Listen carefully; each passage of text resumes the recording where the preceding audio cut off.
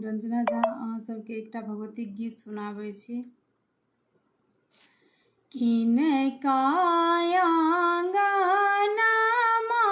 में तुलसी के गछिया, हे कल जोड़ी जोड़ी। किनका आँगना मैया खार, हे कल जोड़ी जोड़ी।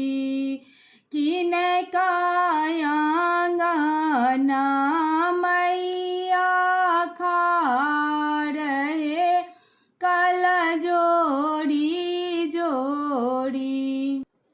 भगता आँगनमा में तुलसी के गछिया, हे कल जोड़ी जोड़ी।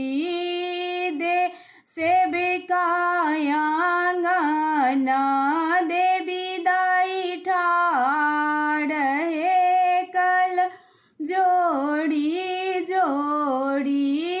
सेविका आँगना मैया ठाड़, हे कल जोड़ी जोड़ी।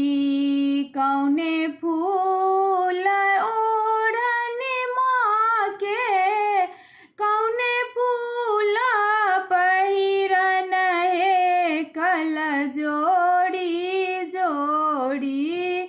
कौने फूल मैया के सिंगार, हे कल जोड़ी जोड़ी।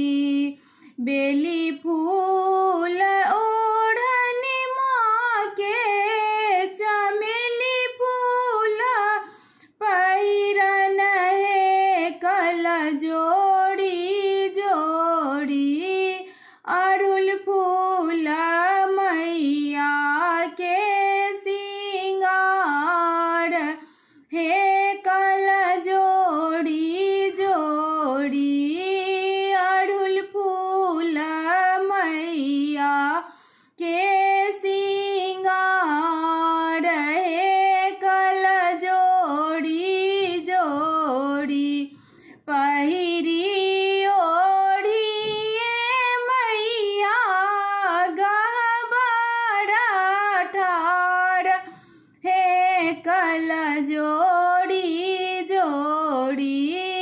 करो लगलाया बला गोहारी, हे कल जोड़ी जोड़ी। हम जे जानई तो मैया एते जसा दी तो, हे कल जोड़ी जोड़ी। अचरा पसारी जसली तो, हे कल जोड़ी जोड़ी। अचरा पसार